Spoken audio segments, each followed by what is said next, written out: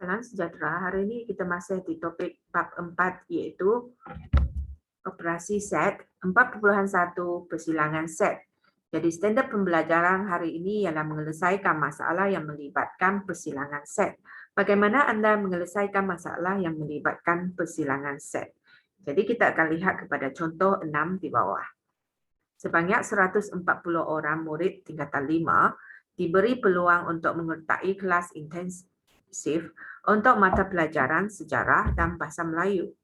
Sebanyak 65 orang murid memilih kelas bahasa Melayu, 70 orang murid memilih kelas sejarah, manakala 50 orang murid memilih kelas bahasa Melayu dan sejarah.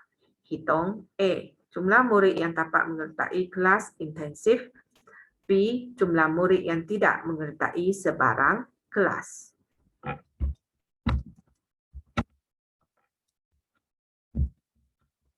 Langkah pertama, kita perlu memahami masalah yang diberikan.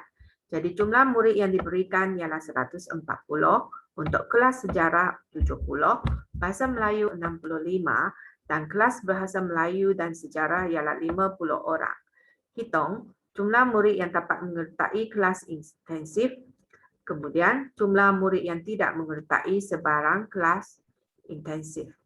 Seterusnya kita akan merancang strategi. Jadi set semesta ialah jumlah murid. Kemudian untuk B ialah murid yang memilih kelas bahasa Melayu. Kemudian S ialah murid yang memilih kelas sejarah. Seterusnya ialah lukis gambar Raja Venn mewakili maklumat yang diberi.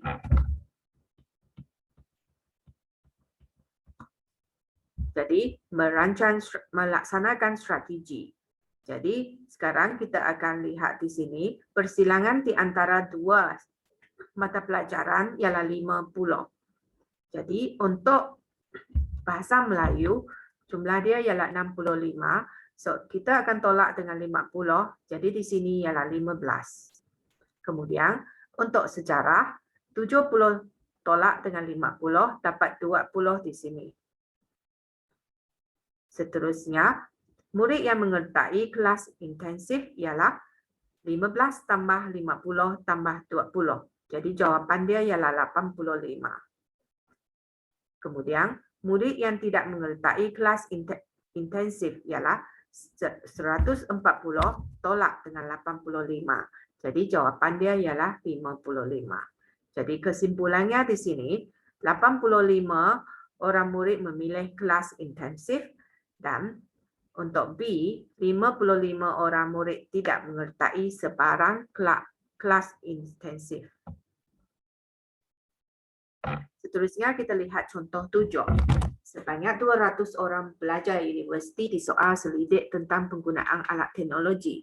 Hasil kajian menunjukkan 155 orang pelajar memiliki telefon bimbit, 90 orang murid memiliki komputer liar, 37 orang murid memiliki tablet, 4 orang murid memiliki kedua-dua komputer riba dan tablet sahaja, 50 orang pelajar memiliki kedua-dua telefon bimbit dan komputer riba sahaja, 5 orang pelajar memiliki telefon bimbit dan tablet sahaja, dan 83 orang pelajar memiliki telefon bimbit sahaja.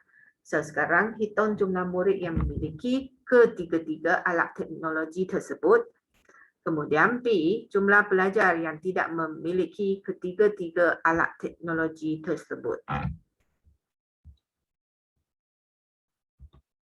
Langkah pertama, kita akan memahami masalah. Jumlah pelajar di sini ialah 200. Telefon bimbit ada 155, komputer liba 90, tablet 37. Telefon bimbit dan komputer liba ada 50, komputer liba dan tablet 4, telefon bimbit saja 83, telefon bimbit dan tablet 5. Jadi soalan dia ialah kita kena hitung jumlah pelajar yang memiliki ketiga-tiga alat teknologi tersebut. B, jumlah pelajar yang tidak memiliki ketiga-tiga alat teknologi tersebut.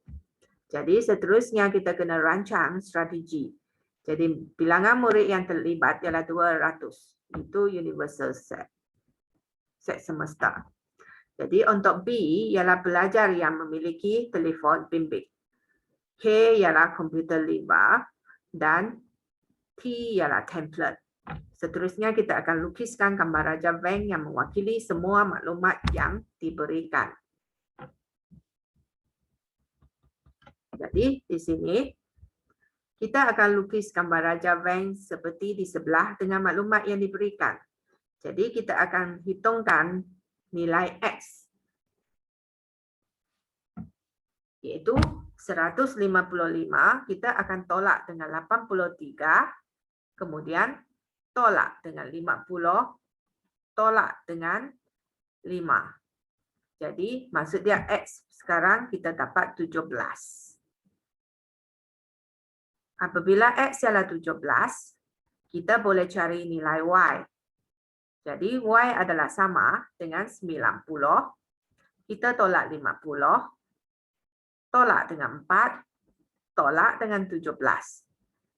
Jadi di sini kita akan dapat nilai Y itu sama dengan 19. Seterusnya, kita boleh cari nilai P, di mana jumlah template ialah 37.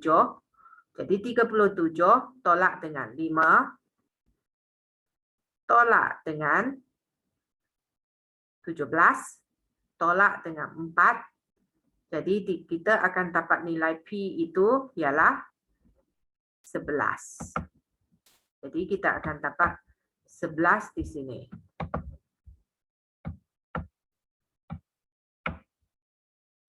Jadi untuk X, nilai dia ialah 17.